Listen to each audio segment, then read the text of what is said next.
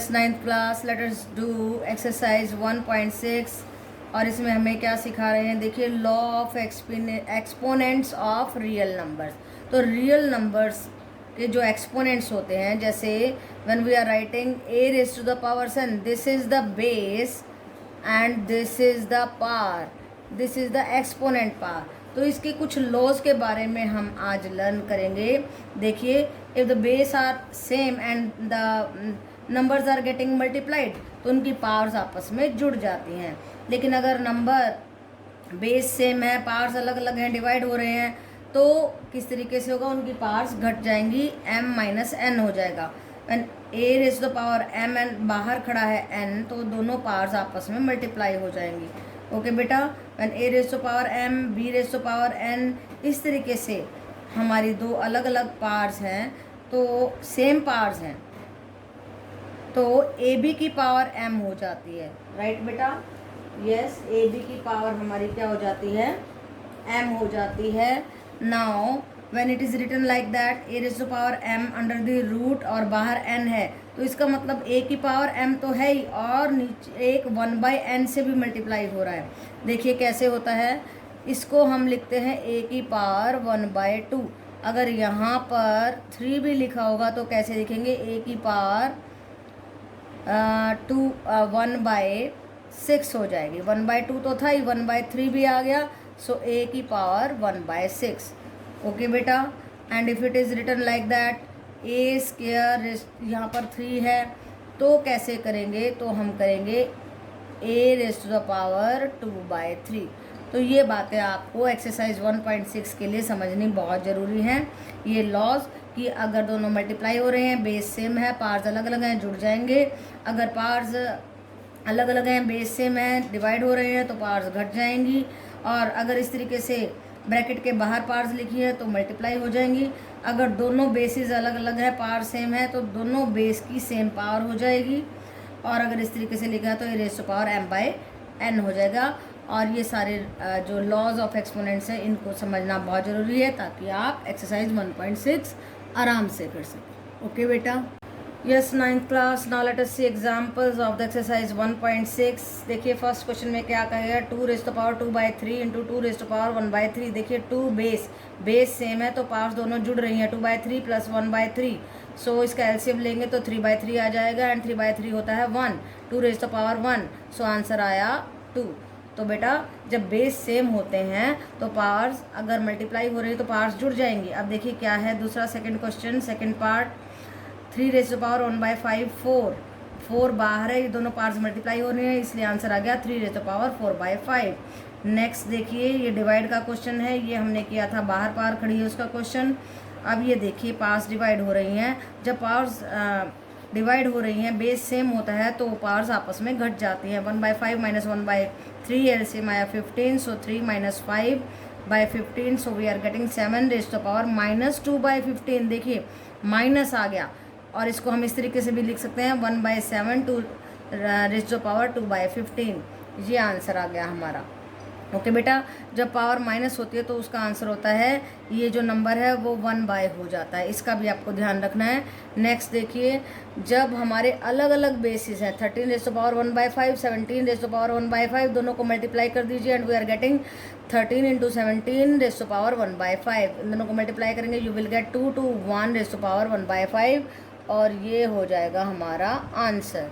Okay बेटा, अब देखिए जब पावर हमारी नेगेटिव होती है तो उसका क्या होता है, 2/3 रेज़ टू पावर -1, तो उसको लिख सकते हैं 1/2/3, और ये उल्टा हो जाएगा, and we are going to get 3/2। यानी कि जब पावर माइनस होती है तो ये उसका रेसिप्रोकल होता है 3/2।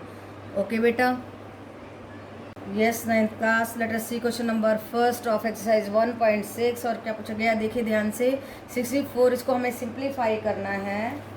यस, इसको करना है, ये कहता है कि find the value of this and this. कैसे निकालेंगे, 64 रेज़ टू पावर 1/2, 64 के टुकड़े कर दीजिए। देखिए 8 की पावर, जितना पावर आप 1/, में देखते हैं उतने ही टुकड़े बना दीजिए। 8 की पावर 2 से 2 cut, and we are getting the answer 8। Next question, 125 raise to power 1/3, तो यहाँ पर हम टुकड़े बना रहे हैं, 5 रेज़ टू द पावर क्या आ जाएगा 3 आ जाएगा. So we are getting 5 raised to power 3, 1/3, 3 से 3 cut and we are getting 5 raised to power 1 and answer is 5. देखिए यहाँ पे मैंने टुकड़े बनाए हैं. 5 25 जा पे गया, फिर 5 5 जा पे गया. तो इस तरीके से आपको इसके फैक्टर बनाने हैं, इसको पावर फॉर्म में लेके जाना है और जो बाहर खड़ी पावर है उसके साथ में इसको सॉल्व करना है. ओके बेटा. नेक्स्ट क्वेश्चन देखिए. 32 raised to power 1/5. तो 32 के हमें 5 हिस्से बनाने हैं. देखिए कौन से नंबर पे 5 हिस्से बन सकते हैं. 2 पे. 2 16 जा, 2 8 जा, 2 4 जा, 2 2 जा एंड 2 की पावर आ गया 5. और ऐसे आते ही हमारा क्वेश्चन बड़े आराम से सॉल्व हो रहा है. देखिए 2 raised to power 5, 1/5, 5 से 5 cut and we are getting 2 raised to power 1 and answer is 2. तो बेटा बहुत ही आसान क्वेश्चन है, सिंपल क्वेश्चन है. 1 मार्क्स में आपसे बड़े आराम से पूछे जा सकते हैं, मल्टीपल चॉइस में, ऑब्जेक्टिव टाइप में. तो आप बड़े आराम से इनको लॉज ऑफ द एक्सपोनेंट्स के मदद से सॉल्व कर सकते हो. ओके बेटा. Yes 9th class. Let us see question number 2 and part 2. देखिए क्या कहता है. फाइंड, हमें फाइंड आउट करना है इसका आंसर. क्या दिया. 32 raised to power 2/5. 2 के अब 32 के टुकड़े किए हमने. क्या टुकड़े किए. 2 raised to power 5 की फॉर्म में. 2 raised to power 5 बाहर पार क्रिएट 2/5 और 5 से 5 cut and we are getting 2 raised to power 2 and 2 2 जा क्या होते हैं. 2 2 जा होते हैं 4. तो हमारा 4 आंसर आ गया. नेक्स्ट क्वेश्चन देखिए. 4th part. 125 raised to power -1/3. अब क्या करेंगे. 125 के टुकड़े कर रहे हैं तो 5 raised to power 3 में तोड़ दिया. 5 raised to power 3 इंटू -1/3 खड़ा है बाहर, माइनस को नहीं छोड़ना है हमने. ओके बेटा. तो देखिए 3 से 3 cut and we are getting 5 raised to power -1. So answer is 1/5. So देखो ये रेसिप्रोकल भी आ गया हमारा. अगर पावर माइनस में होती है तो 1/ हम उस बेस को लिखते हैं. इसे आपको भूलना नहीं है. That's very important. ओके बेटा. Yes 9th class. Now let us see question number 3 on the page number 26 of your NCERT book. और सिंप्लीफाई करने के लिए बोल रहा है. पार्ट 1 देखिए. 2 raised to power 2/3 into 2 raised to power 1/5. देखो दोनों बेस सेम है, मल्टीप्लाई हो रहे हैं, इसलिए दोनों पार्ट्स जुड़ रही हैं. 2/3 प्लस 1/5 तो ऐड करेंगे, एलसीएम लेंगे 15 आया. तो यहाँ पर देखिए नीचे वाले से डिवाइड, ऊपर वाले से मल्टीप्लाई. 3 5 जा, 5 2 जा 10 एंड 5 3 जा 3 1 जा 3. So we are getting 2 raised to power 13/15. ये आ गया हमारा आंसर. ओके बेटा. सेकंड क्वेश्चन, सेकंड पार्ट देखिए. 1/3 raised to power 3 और बाहर 7 है. तो दोनों की अलग अलग पावर. 1 की भी 7, 3 raised to power 3 की भी 7 हो गई है.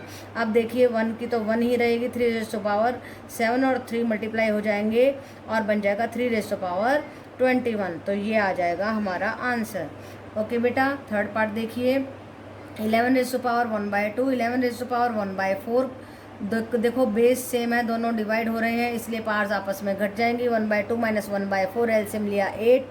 2 से डिवाइड करेंगे तो 4, 4 1 जा 4. 4 से डिवाइड करेंगे तो 2, 2 1 जा 2. 4 minus 2/8. So we are getting 11 raised to power 2/8. इसको कट करेंगे, we are going to get 11 raised to the power 1/4. Okay बेटा. If the rules of the exponents और the laws of the exponents are clear to you, then nothing to worry. अब देखिए question number 4th part देखिए. Third का. 7 raised to power 1/2 into 8 raised to power 1/2. अब देखिए base जो है इनके अलग अलग हैं but power is same. So हम इन दोनों को मल्टीप्लाई कर रहे हैं. 7 into 8 raised to power 1/2. So we are getting 56 raised to power 1/2. कितना आसान हो गया है. तो इस तरीके से हम पावर्स वाले क्वेश्चंस को, एक्सपोनेंट्स को सॉल्व कर सकते हैं उनके लॉज की मदद से. And these questions are very easy. ज़्यादा मुश्किल भी नहीं है और ज़्यादा मार्क्स में भी 2-3 या 1 मार्क्स में ही मोस्टली आते हैं. And you can do them very properly. Okay बेटा. So this was your exercise 1.6.